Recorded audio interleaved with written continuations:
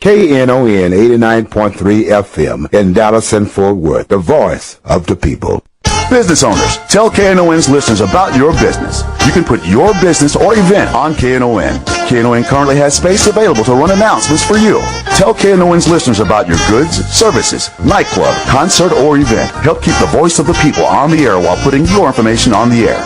KNON's been named the #1 radio station in Dallas by both the Dallas Observer and D Magazine. Put your business with Dallas's #1 station. Call now for more information at 214-828-9500, extension 227, or extension 233. For more information, go to KNON.org and click on the Run Spots on KNON page. It's a great way for your business to support community radio while letting more people know about you.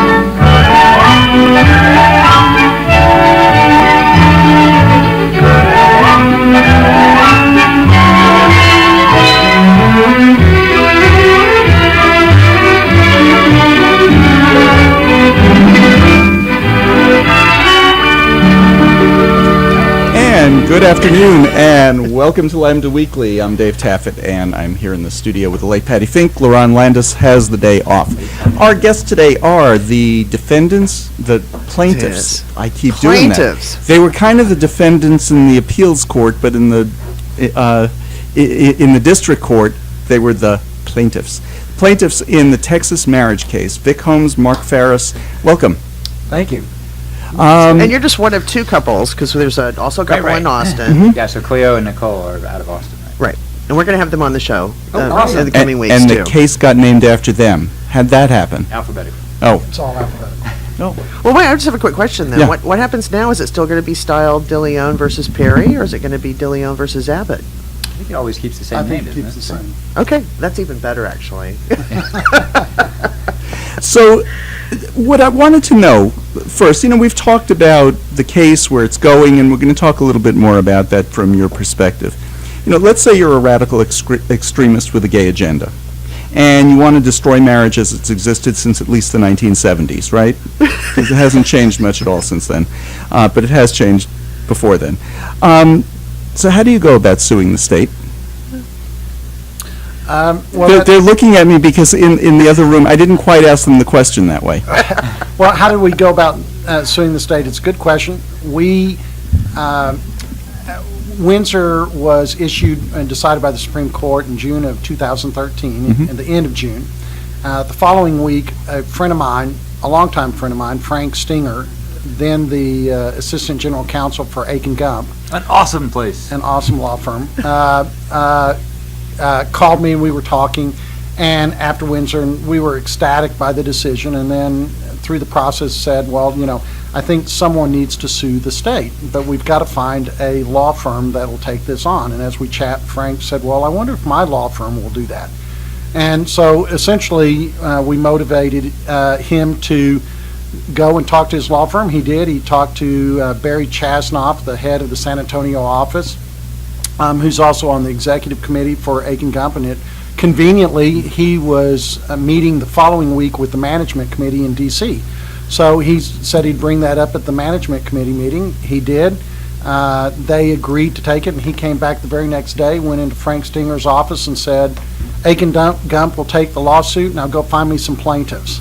And Frank called me promptly and said the firm will take it. This is a week later. The firm will take the case. Do you know of any plaintiffs? And by the way, we'd like one with plaintiffs that have a veteran as a part of the couple.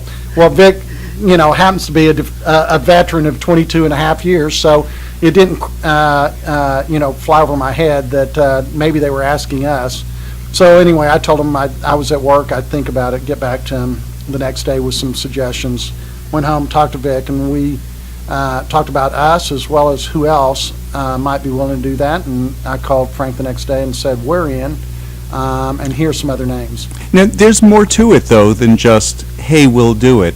You have jobs. You have no job protection from the state. Correct.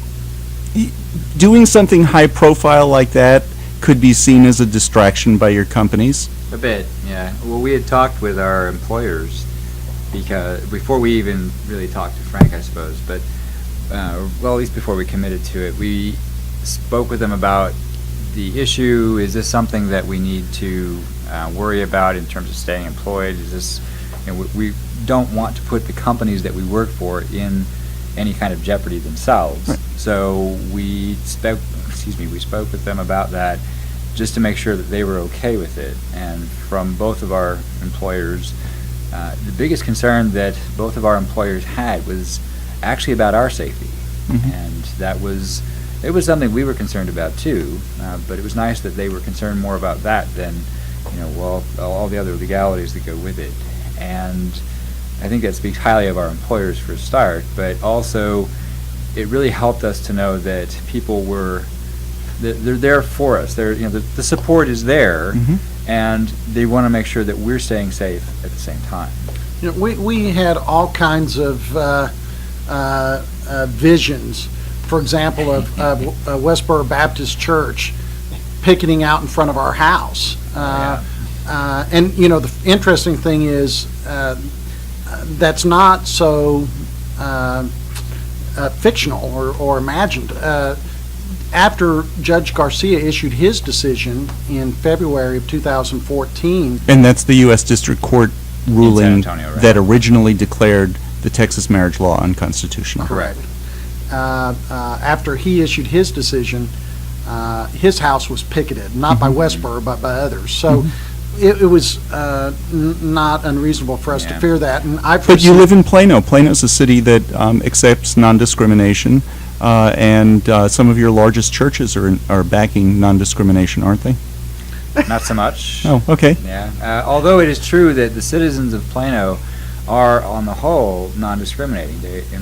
The reason that they updated that policy was because the majority of the citizens were really behind the concept of everybody being equal, of equality for everyone. It's only a small segment that felt otherwise. And at least that's what we think, that's what we hope. We hope that's the outcome of the effort to repeal the non-discrimination ordinance in Plano. I can say that from Vic's and my perspective of living in Plano, when we first moved there in 2002, we were a little nervous about whether we were moving into an area that would be accepting of us, whether our dogs, we have wonderful beagles, might be at risk. And we've had no issues in that vein. We worried after we filed the lawsuit whether our house would be egged. We implemented all kinds of security arrangements to make sure that we were protected, including having a dog sitter be at our house for a week after any major publicity. So, partially this is just like with the Windsor case. One of the reasons it was the right case was she could afford to pay $265,000 worth of taxes and then hire an attorney and turn around and sue and wait several years till she gets her money back. Were those taxes in New York? They were in New York, and they were federal taxes as well. But And I the do New York think- taxes she's still fighting with. That's interesting. But I think Robbie Kaplan, who is the attorney for Edie Windsor, did it on a pro bono basis. I don't think she charged. But still, she was able to pay those taxes Right. in order to then go forward with the That's case. true. And that's You're saying the same thing, that in order to sue the state on something like this, you have to be in a position where your employer supports you, where your neighbors are not going to burn your house down when you Right. go to work, where you can afford the security that you need in order to do this. I think that's- I I think that's a very fair point. I mean, and we were very fortunate to have contacts in the legal community to have a law firm that would step up to the plate because they themselves were taking a risk. and an amazing law firm at that. And they're pro bono, right? They're pro bono. That's And awesome. so far, That's they've amazing. incurred a little over $1.5 million on our behalf. Yeah. Wow. And So we- that's when an we first- incredible contribution. And obviously, Vic and I could not have afforded that. Right, and I'm not talking, so you don't have to be ridiculously wealthy in order to sue, but you do have to be in a position where you have that You have to have support someone to around you. support You have to have with the it. support around Right. you. And when we first started this, the whole issue of security, we were worried about it, but one of the things that we thought that we would do to try and minimize that would be to stay out of the public eye, if you will. That we really didn't want the publicity. In fact, when we talked to them about it initially, we were pretty specific. If any kind of publicity issues come up, if there's any questions, then just, it'll be funneled to the lawyers will take care of the questions and such. But pretty much the first day out, the world has a way of finding you. And so first they found Mark, and then they found us, and the publicity kind of throw in there. But the reason that we didn't really want the publicity was because we do live in a small place. We live in a residential area. There are kids playing in the streets.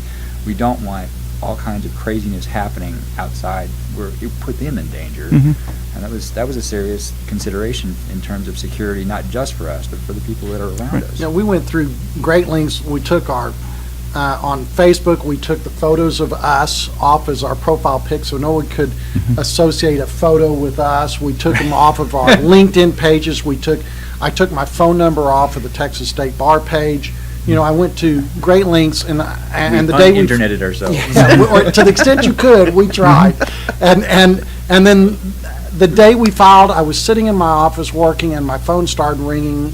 And first I had Texas Public Radio wanting to interview me, and I'm wondering, We weren't how first? did you get my phone number? We weren't first? Yeah, I know. And then next I had Because this, of call waiting. I have the San Antonio Express News. You know, I mean, it was literally, I went home that night so You were nervous. sick. Yeah, I was sick.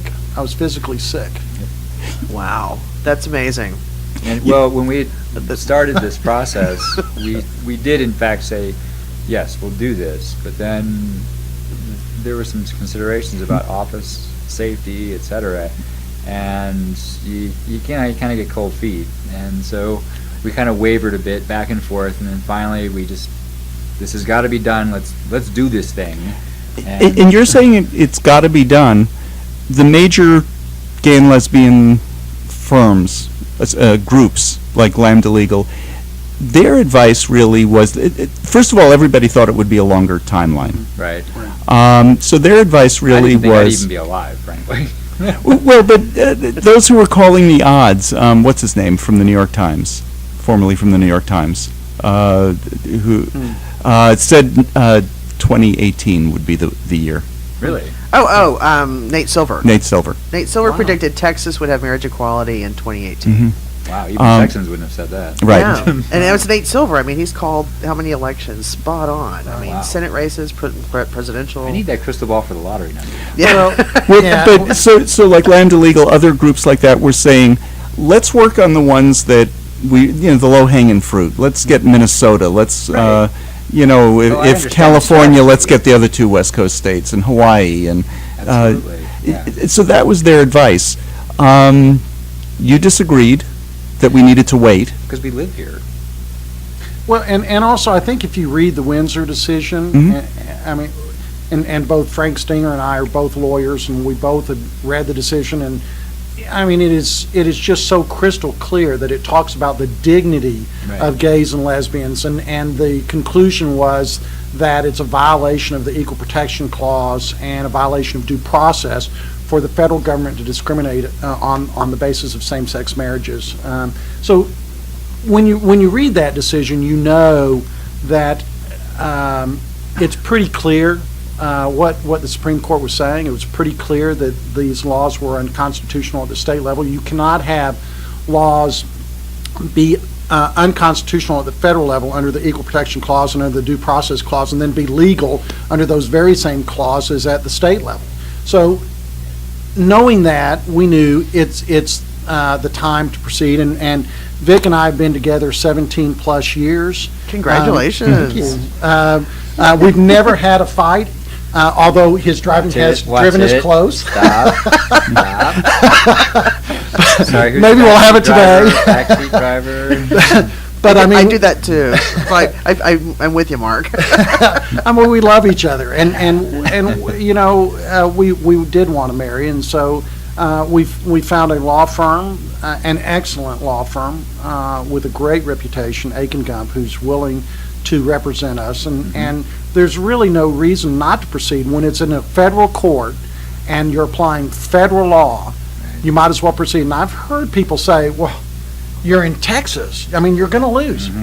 I'm not before a Texas state judge. I'm not before the Texas legislature. I'm not dealing with elected officials. I'm dealing with the unelected term for life, federal judges, and the brilliance of our founding fathers set up the Constitution in a way so that the judiciary could be taken away from those kind of majority pressures in ruling on their decisions. And that's why we went to the federal court, and that's why we won. And I understand that back in 2004 or 5, something like that, there was an amendment to the Texas Constitution which was pretty damaging in terms of gay rights. 2005. I remember it well.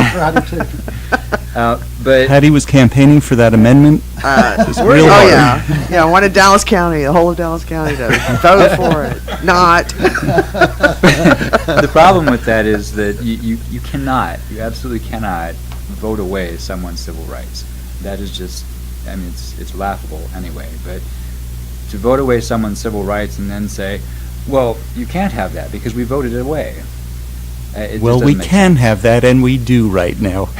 Well, and in fact, the attorney at the Fifth Circuit who argued on behalf of the state of Mississippi tried to say that what we're dealing with is a social policy, not constitutional rights. Well, because that's the only way you get away with it. Yeah, it's like to get around it, and that's when, of course, the whole thing turned on him when the Higginbotham said, those words, will Mississippi to change its mind, have resonated in these halls before. Right. Ouch, bam.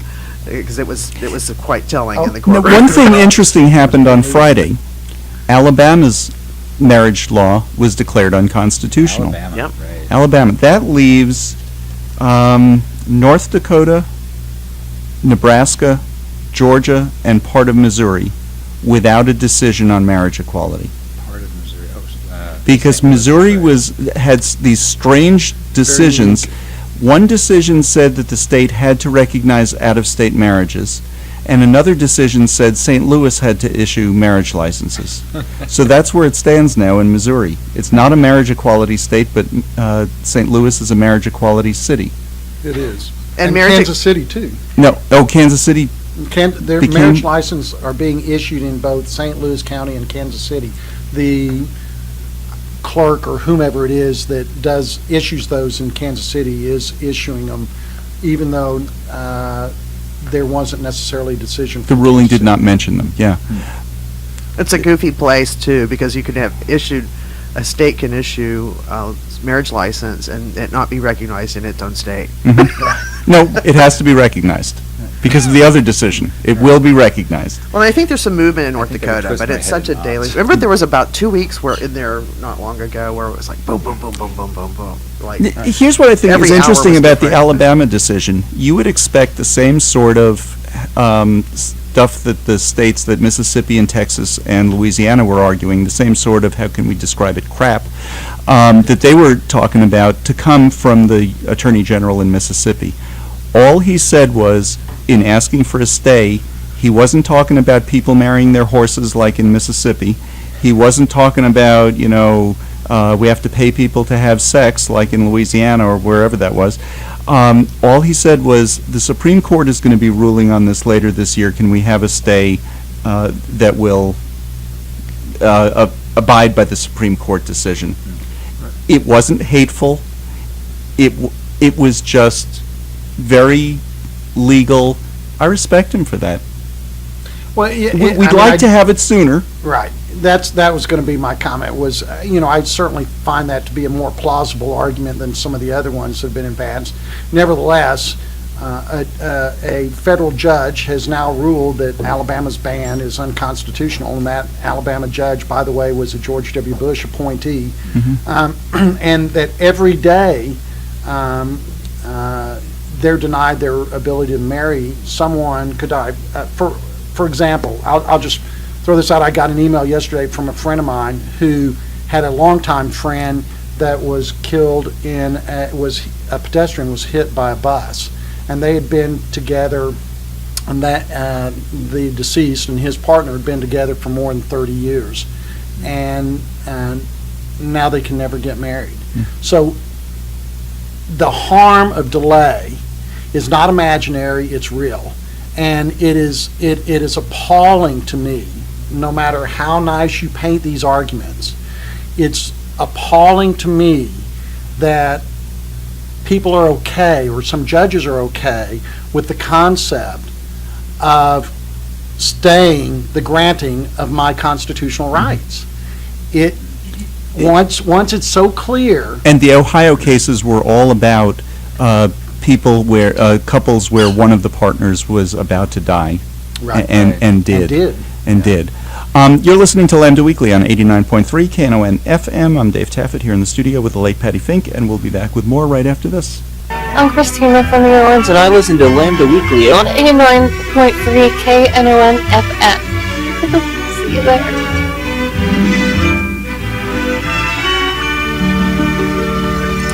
And this is Lambda Weekly. I'm Dave Taffet here in the studio with the late Patti Fink, and our guests today are Vic Holmes and Mark Phariss. They are the plaintiffs. They're the plaintiffs in the Get it right, Texas David. marriage case. They defended after the state lost. They were the defendants, basically the appellees, not the oranges or the peaches. They were the appellees. No, he's pretty peachy. He is peachy. But so they were the defendants basically before the Fifth Circuit, and now we're waiting for the Supreme Court to rule. But let's just talk a little bit about the Fifth Circuit. How peculiar is that to be sitting there and know that they're discussing you and your relationship? They're really not, but they are. And to back that up just a shade, when we were in San Antonio before Judge Garcia, there we go. Yeah. Sorry, when we were in San Antonio before Judge Garcia, Neil Lane was at the podium speaking Lectern. on lectern, the big thing where he stands. He was there speaking about our harms, I guess, the things that we had to go through, that we had to endure just to get through the day where married people don't, the things that they get versus what we don't. And it was really, to me, particularly telling that as he was saying these things, at first, it was like he was describing somebody else. He was describing someone else's life. And all the things that he was saying just sounded so incredibly appalling that anybody would put up with that. And I think it was probably about the third item through that it hit me that he was describing me. He was describing Mark. He was describing Cleo, Nicole. He was describing our lives and what we had to go through just to be going through our lives like everybody else. And to hear it again at the Fifth Circuit, and to hear some of the rationale as to why the states felt that we shouldn't be treated the same way as everybody else. It's indescribable, the kind of emotion that really goes through your head. But I think the tears coming on the side of my eyeballs were pretty telling of it. Yeah, we were both fairly weepy, sitting there listening, and even at the Fifth Circuit when I heard Neil Lane point out that if something happened to me, Vic wouldn't be able to be listed as my spouse or my partner. He's not my spouse yet. I hope to be a spouse. Wouldn't be able to be listed on my death certificate, and that was again incredibly moving, because what is at stake is not some theoretical legal principles. It's a real circumstance for hundreds of thousands of gay and lesbian citizens in the state of Texas, and of course before the Fifth Circuit it was those in Mississippi and those in Louisiana as well.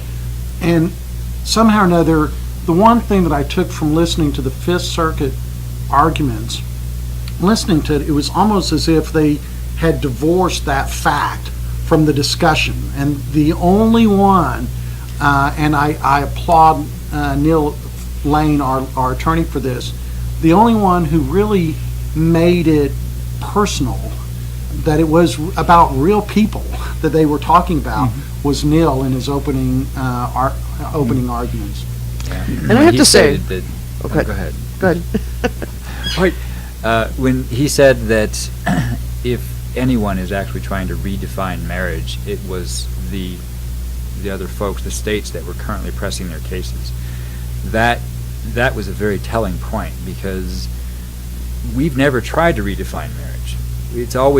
Marriage has always been about two people who love each other. Two people who love each other and are committed to each other and want to spend the rest of their lives with each other. That is what a marriage is. And to hear the state say that, well, no, it's actually about subsidies, and it's really, marriages don't really have so much to do with love as, there's all these benefits you get, and that's really what it is.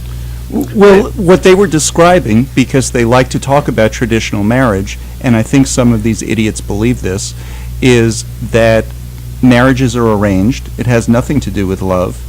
I remember my grandfather talking about when he was, he's from an area that was Poland then, but it's in the Ukraine now. And he remembered going to this wedding, and the groom was there, and the bride was there in a veil, and when she opened the veil, it was a different person than he had been promised. Oh, my. Wow. Wow. Well, and this isn't that long ago. This is like late 1800s, like the late 1890s. Can Marriage I get Matt has- Damon? Yeah. Marriage has changed. That's what marriage You might be was. having your first fight. You're going to need an orthopedic surgeon before you get Matt Damon. But that's what marriage was. And when I was joking with the first question and saying you're trying to destroy marriages as it's existed since the 1970s, until the 1970s, women couldn't take out a mortgage on their own. Women couldn't have a credit card on their own. They had to have their husband approve it for them and sign for it for them. Marriage has changed. It's changed. It hasn't changed much since the 1970s, but it has been evolving all the time. But what's really crazy to me is not only the arguments, but well, for one, it just made it so real for me sitting through that, and I was sitting in the press section. It's a very small courtroom in terms of the gallery, but as Louisiana was gearing up, it was the first case of the morning, and there were 2 pews full of plaintiffs, and people with the case, and I was.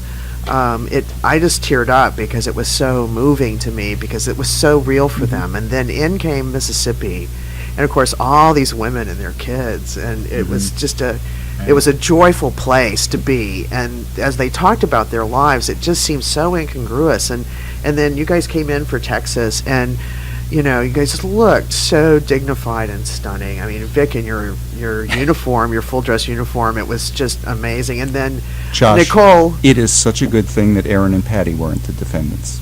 Well, I just want to note, though. My goodness. It was just stunning that you were in your uniform, and you were you looked just fabulous, Mark. He looks fabulous all And the time. he does. He's a handsome man, and that coat was just amazing. We could spot you a mile away.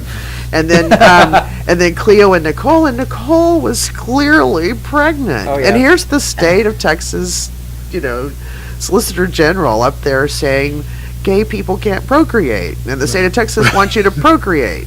You're like, hello.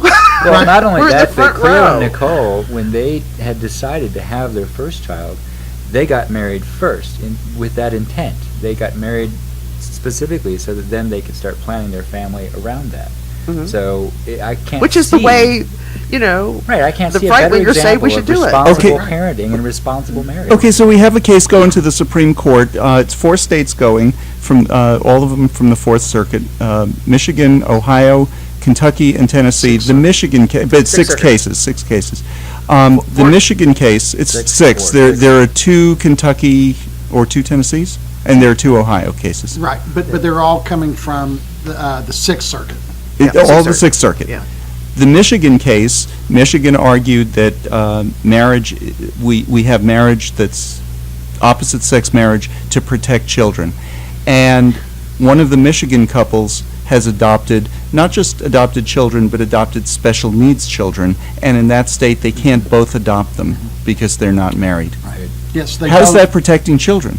I mean, that's a very good argument. And the Michigan case is a great case to be before the Supreme Court because of who the plaintiffs are, and also because they had a full trial on the merits with some findings of fact where the judge said that Regnerus' study was so laughable This is the one out of UT Mm-hmm. Right. that's been debunked and Right. Over and over again. mocked. Exactly. But this was the legal Live. debunking of it. It was the Right, legal right. That was- debunking. yeah. It was a it's a fantastic case. The plaintiffs are two females who want to marry in order to, both of them have adopted two special needs children, and they want to be able to be the parent on the other special needs children so that if something happens to one of them, those children are not left as orphans, which, by the way, Again. is, if something did happen to them, which is, by the way, the same concern that Nicole and Cleo have about the need for recognition of their marriage, their out-of-state marriage. Because if Nicole, who's having a child right now, if something happens to her before they can get Cleo through the legal process added onto that birth certificate, that child will be an orphan. A legal orphan. A legal orphan, and that is so unbelievably harmful to kids. Yep. And anyone who's been around Cleo and Nicole long enough know that those two are just spectacular parents. Yep. And those kids, or both of them, are lucky to have them as parents. And which is why, and I'm going to circle now back to the issue that we talked about earlier when you raised the state from Alabama, or the decision out of Alabama, and that the Alabama's being polite and saying they just wait till the Supreme Court rules. Well, that's 4 or 5 months, and it could be even longer. It could go into next term. The idea that you would suggest that kids would be legal orphans for months, and call that argument even remotely plausible, is to me, it's amazing. It's so mean-spirited. And this shows just how obnoxious and mean this whole debate has been, because if we can say, okay, so at least all he's saying is let's just wait till June, and he's not really denigrating these people, and he's not talking about what horrible people they are, and they're destroying my marriage and destroying the state and all kinds of ridiculous, idiotic arguments. And it's so arrogant. It was just so It was arrogant. just a very simple. We're going to ask the Supreme Court for a stay until we have their decision. Well, here's my argument back to that. And I don't know the name of the person who made that I can't think of what his argument. name is.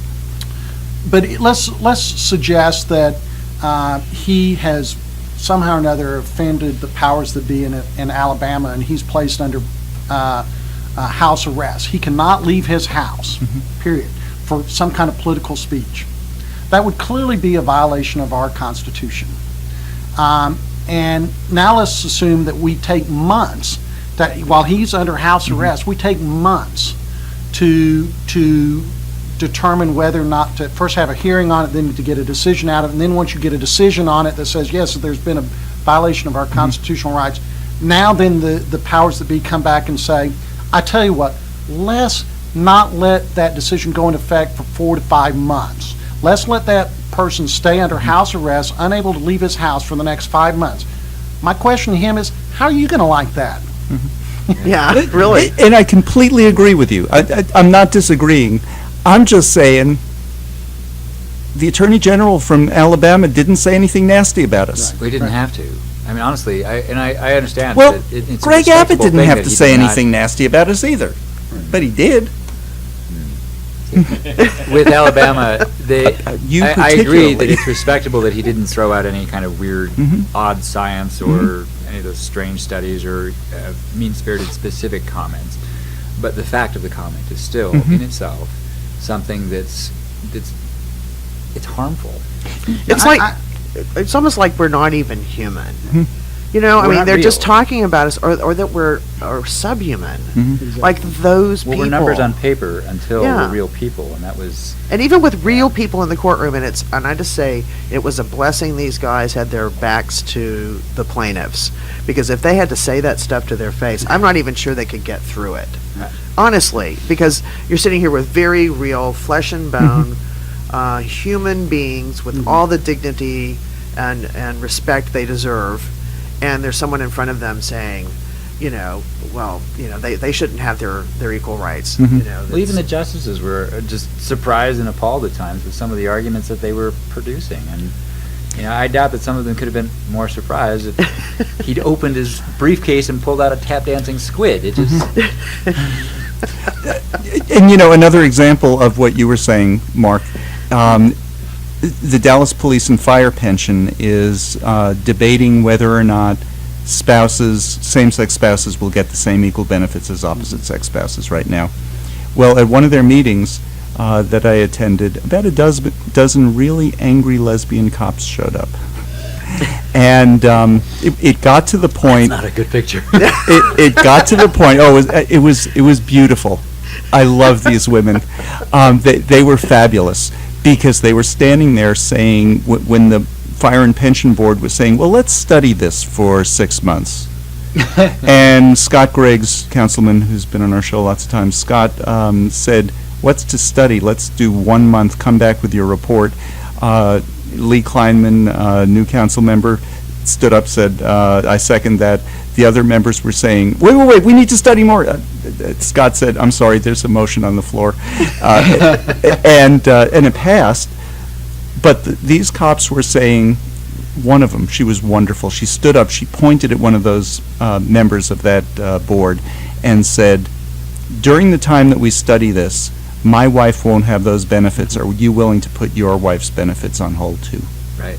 It's a good point. That's a reasonable point. It's a great Of point. course it's a reasonable point. And Absolutely. I mean, she was in tears, though. She said, I've worked for this police department for 30 years.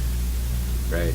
Well, that's a very good point, and it brings up, Vic's service and the service of others. I mean, Vic served for 22 and a half years for our country, to serve for the freedom for all. My father served during World War II and was in the reserves in the Korean War, and I actually have a great-great-great-grandfather who fought during the American Revolutionary War, and all of these people are serving, both now and past, have served for the freedom of all. And yet those gay and lesbian Americans who have served in the military alongside everyone else have been denied their rights, and they've been denied them too long. And Vic is one, and Governor Perry, with all due respect, when he was asked, what do you tell a gay veteran after that constitutional ban in Texas was passed, what do you tell him? He essentially said, well, you can leave. And that's not what you tell someone who has served for your freedom. Well, Yeah, it is it was- if you it was want to win by appalling. an easier margin. Do what? It is if you want to win by an easier margin in the next election. Oh, he was absolutely appalling. I have that It was clip disgusting. of that, and it's Um, terrible. Why don't we take our break? You're listening to Lambda Weekly on 89.3 KNON FM. I'm Dave Taffet here in the studio with the late Patti Fink. Our guests are the plaintiffs in the Texas marriage case. Got it right this time. They're the plaintiffs and the appellees. And they are waiting for a decision from the Fifth Circuit. Will it come down during this show? I think so. We'll be back with more right after this. This is Jake Winters from Leicester, England, and I listen to Lambda Weekly on KNON 89.3 FM.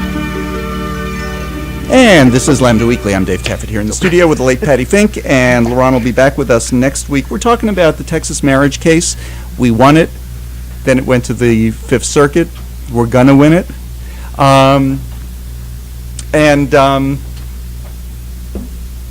Yes, we are. Yeah, no, Yes, we are. we know Scotty, who came into the studio okay. just now. Tell us a little bit about what sitting in the courtroom was like, what the judges, what your impressions were of the judges. I was really impressed, actually, by the judge. I've never been in a courtroom for that reason. Well, I mean, who would be, really? But the last time I was even in anywhere near a courtroom was a tour back in 1983. And Your husband's a lawyer. He's never Yes. taken you to work? no, no. And I'm yeah, not, why I'm not a anyway? litigator either, so. So that helps. So that's why he's a good lawyer. So. But be that as it may, so sitting there, it was such a small place for such big decisions to come out of. The justices themselves, I'm not sure what I was expecting, but what I got was three people who honestly were listening to what we had to say. And for good or for bad, I know that they were at least listening to us. And that was really, I think, what I was looking for, was just to be heard and just to understand that they are hearing us and not just blowing off what we're saying. They were taking it in. Okay, so everybody thinks that Higginbotham is the important vote, that he's the swing vote. What was your impression of him? Now, you only heard the Texas case. You weren't there for the other two, right? Correct. Well, we heard the other one. We were in But an literally overflow. by audio. Okay. Yeah, we were in an overflow courtroom, and what they did was they rotated the plaintiffs out of the courtroom, and so they could into another one, so. Because it was such a small room. It was a small room, Right. so we listened in another courtroom to the arguments for the Louisiana and Mississippi, and then they all listened to the arguments for for others, just like we did. Listening to him from overhead, it's a little tough, particularly for the Louisiana argument, because the Lambda attorney is female and was very soft-spoken, very effective, very good, but soft-spoken. And so it was tough in the overflow courtroom to hear what she was saying, or at least it was for me. And Well, as was Justice Higginbotham, because he leaned guess back in his he chair. leans back way like this, so you can't actually hear what he's saying very clearly. But And if somebody wants to see that, it'll be on our podcast. It was a demonstration. well, that's what we had to listen to. So And it was kind of crazy, I thought, too, because he would sit up and very close to the mic when he was listening, but when he spoke, he went way back. yeah, unless like, he was "Dude." irritated, like when he was talking to Texas, he got right in there. So Oh, he did. Yes, that's right. but no missing that. I mean, it's great as a lawyer to sit in a appellate courtroom to see justice in action. And I'm absolutely convinced that we'll have a 2-1 decision, that we'll have one soon in our favor, and then marriage equality can proceed pretty quickly. I want to talk to you about the timeline. Oh, But can I go ask ahead. this one question? Go ahead. Do you think it's possible that it'll be 3-0? No. That would be amazing. There is a possibility. There's a possibility of everything, and I would love to see that possibility. I mean, come for out. example, if Judge Graves or Higginbotham shows Judge Smith, and they've walked through in their discussions and their conferences, that Baker v. Nelson is gone. It was ruled unconstitutional in Windsor. I think Could if that? let Could bone you think go, that could then, yeah, influence him? You would do it. I would say, Patty, that at the beginning of the Louisiana argument, Nicole and I were passing notes, and we actually were sitting there showing 3 fingers, thinking that we had, this is, halfway into that argument, thinking, we're going to have a 3-0 decision in our favor. And, we were just- And Nicole's an attorney. No, Nicole's an And attorney as passing well. notes across the other two of us. We didn't. We were like translators from English to English. Yeah, it was quite interesting. But I mean, after the halfway point, we went back to 2-1 signals, Yeah. and we've never varied from that. That doesn't mean that Smith can't come around and that what you're positing might happen. It's just there was nothing that he either in his questions or his comments.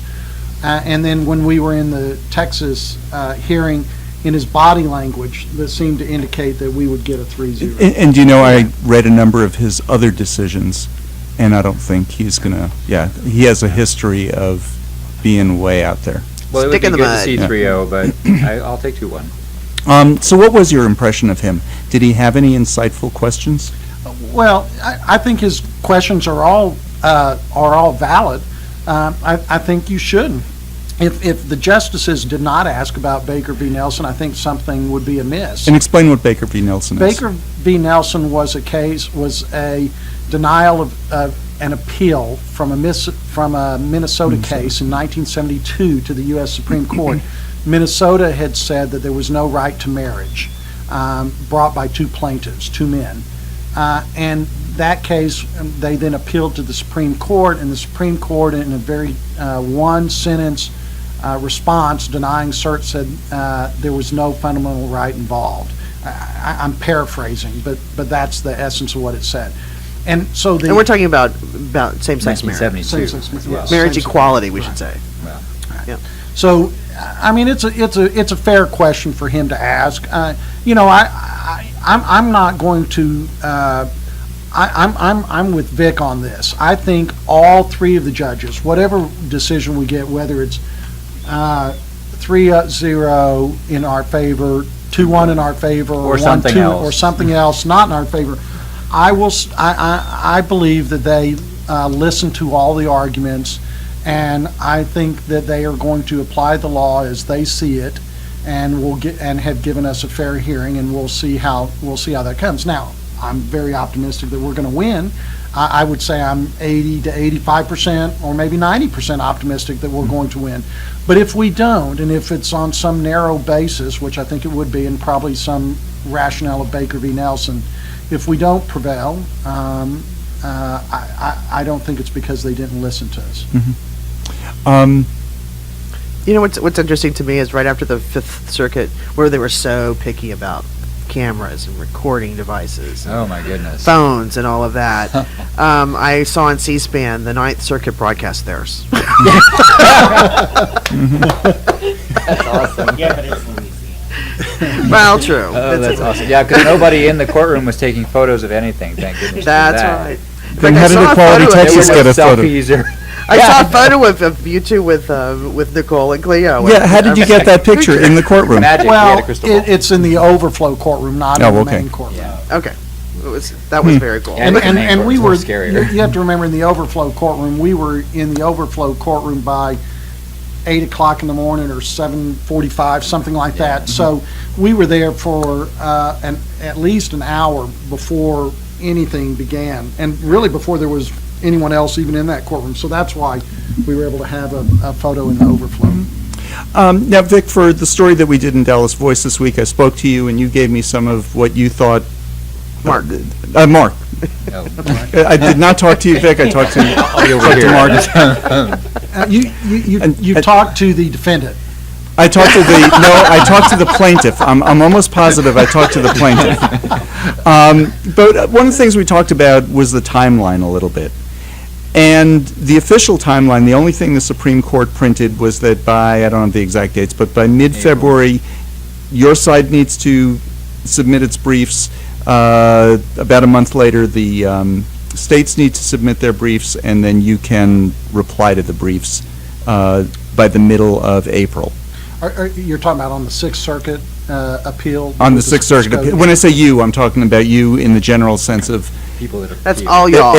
everybody, All y'all. everybody who has won or lost a marriage case. Are at police status, I guess. You know, I haven't seen that, so I really can't comment on at the Supreme Court level. I know they haven't scheduled a hearing yet. It was my understanding, and I could be wrong, that they haven't yet set the timing for Right. when the briefs are due. No, they have the timing for the briefs. Okay, And that's it.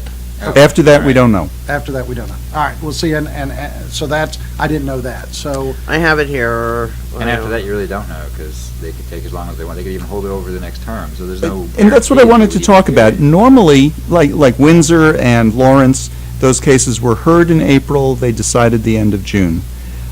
There's still timing to hear at the end of April, because the briefs are due mid-April, and they can decide by the end of June. But the court doesn't have to do that, does it? it does not. What are some of the other things it could do? Well, it could have the hearing, schedule the hearing for next October, during the next term. I mean, that's not likely. I think I do think the Supreme Court believes in the dignity for gays and lesbians in terms of the right to marry, or at least the majority. And I do believe that that's the reason why they denied cert in October, because that actually gave marriage equality sooner in all those different states. Plus, it gave a signal, really, of where the Supreme Court stood on this, particularly after Windsor, that those decisions were the correct interpretations of Windsor, that it was a violation of due process, and it was a violation of equal protection not to grant same-sex marriages. So I think that they will hear it this term, and they will render a decision this term. It is a possibility that they won't, but I think that's a remote possibility. And it's quite possible we could have the trifecta. June 26, 2003, Lawrence v. Texas. June 26, 2013, U.S. v. Windsor. June 26, 2015? Could we, I mean, June 26th could be our new Pride, our Right, new yeah. Stonewall, Yeah, exactly. uprising, Mark and Vic, The gay anniversary. I think US. that's great. I hadn't thought of that. That's great. Yeah, there was- Is that what the case is called? Mark and Vic, VUS? Here's the Sure questions. Lerone is in there somewhere. They're going to give the two questions the Supreme Court has asked. Does the 14th Amendment require permitting same-sex marriage? They're allotting a 90-minute argument for that. And then, or to recognize a marriage from another state, which is 60 minutes. And they also have briefs are due, plaintiffs' briefs are due February 27th, which is going to coming right up. States' briefs are due March 27th, and reply briefs are due April 17th. So, Which leaves 6 more days after that the Supreme Court will still hear cases this session. Right, now, I was going to say, what I've heard is and Vic and I are putting on our calendar, is that it's 27th, 28th, or 29th of April are the days potentially for the hearing before the Supreme Court, and we want to go up. I don't know whether we're going to be able to get in, because it's a long line, and we'll have to stay up all night, but Won't be the first time. Yeah, it won't be the first time that we're very interested in being able to attend that hearing. well, fortunately, they don't broadcast those either. Yeah. Or apparently video them. Right. And the reason that you're saying those last 3 days is that the 3 of the days are immediately after those briefs are due. It doesn't give them a chance to even read them. So it would probably be the last week of April. How likely is it, and I'm asking you this as an attorney, I realize you're not this type of attorney, how likely is it, or do you know how often the Supreme Court schedules to hear something and then doesn't schedule it till the next fall? It's a good question, and I don't know the answer. Oh, okay. I've not looked. Because I can't think of an example of that, not in a big case. You're asking a corporate lawyer. If you want to know how to incorporate a company, I can help you. You're one of those. He's one of those, I used to ask some of our guests who are attorneys, are you a lawyer or an attorney? And I know that Two they're- blood pressures. Right. Once the Supreme Court rules, assuming in our favor, anywhere from 5-4 to 7-2, because we know 2 are definitely voting against us. We're pretty sure 5 are with us. Well, one will vote against us, and the other will just do whatever he does. It's just my opinion. Right, and that one, who we think will vote against us, was meeting with anti-gay activists this week, Yep. just to show how neutral he is. Like a impartial hearing. But once they issue their ruling, how fast do you think we'll have marriage in the other 14 states? Very fast. I mean, if a decision isn't issued out of the Fifth Circuit before then, once the Supreme Court issues a decision, the Fifth Circuit will clearly then immediately issue a decision on our case within days. And then marriage equality will come to Texas. So it is very quick, and it's very likely also that some clerks in some areas of Texas will not wait for the Fifth Circuit to rule. They will go ahead and start allowing marriages based upon As what soon the as the Supreme Supreme Court Court. says. I have a question. So we have the 14 states, I think it is, without gay marriage, and if the Supreme Court makes their ruling, will the states that don't have a case before someone have to have a case in order to? No, because they all have cases, first of all, but Okay.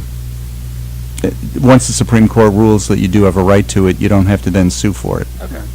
Now, we have a bet running on Lambda Weekly here that it's our supposition that Texas will do everything it can to be number 50. Now, Mark, you don't No think time so, for though, 51. because when we were talking about this during the week, you said you thought that the Fifth Circuit will issue a ruling, and then tell us what you plan to do once Well- we have the ruling. Well, we think the Fifth Circuit will rule in our favor. Amongst the plaintiffs and attorneys, we actually have a pool betting on when that decision's going to come down. I'm not going to give those dates because I don't want the quite Fifth confident Circuit the to. 17th of February. To skew your, It wouldn't Yeah, be fair I to don't the want the Fifth judges. Circuit to, to mess Not up that I my would've picked day. that My pick. I wanted to do it on my birthday. But I will say, the only thing I'll say is Cleo's out of the running. So she thought there'd be a ruling immediately. She thought Much closer yesterday. now, yeah. Well, not yesterday, Friday. Yeah. I think that the Fifth Circuit will rule fairly quickly, and that once it does, then we will immediately proceed to the district court to ask them to lift the stay. I believe the district court will lift the stay very quickly. you're talking about Judge Garcia. Judge Garcia, correct, San I'm Antonio. sorry. Yes. Yeah. And that, with that stay lifted, I think Texas would, of course, appeal to the Fifth Circuit. I don't think the Fifth Circuit would reimpose the stay, but even if they did, we would then appeal that to the Supreme Court, and I think the Supreme Court would let us proceed, as they have in every other state. So so I actually have been predicting we'll have marriage equality sometime in February. And Like around the 17th. yeah, Could it be somebody's birthday? Yeah. Not to pick a day in particular. but- and Neil has picked Easter. I mean, not that's what he's publicly said. That's not the date he picked in our Pool. pool. When the policy comes back from the dead. Okay, so we might have marriage around by Easter. Almost certainly have it this summer. They could wait till October and then not rule till next January at the outside. What are your marriage plans? To Well, get married. yeah.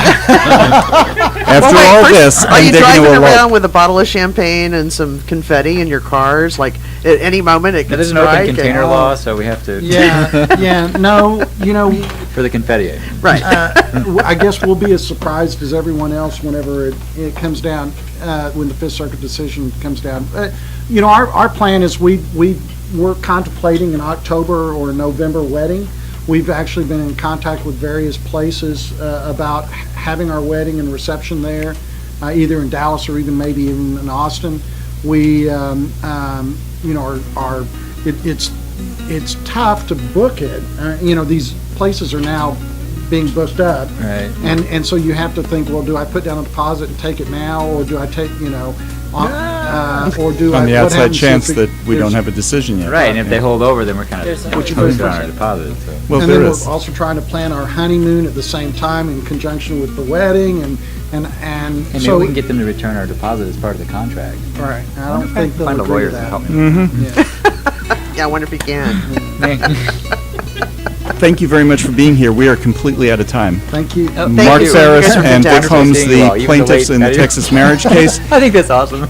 Patty, we'll be back. It's the week after the week after I'm gone. Then you're gone. Okay, Yes. but next week we're both here. We're both here Candy next week. Martin will be here with us next week. And that's about it for us on Lambda Weekly. We'll see you next week. Thank you. KNON 89.3 FM in Dallas and Fort Worth, the voice of the people. Business owners, tell KNON's listeners about your business. You can put your business or event on KNON. KNON currently has space available to run announcements for you. Tell KNON's listeners about your goods, services, nightclub, concert, or event. Help keep the voice of the people on the air while putting your information on the air. KNON's been named the #1 radio station in Dallas by both the Dallas Observer and D Magazine. Put your business with Dallas's #1 station. Call now for more information at 214-828-9500, extension 227, or extension 233. For more information, go to KNON.org and click on the Run Spots on KNON page. It's a great way for your business to support community radio while letting more people know about you.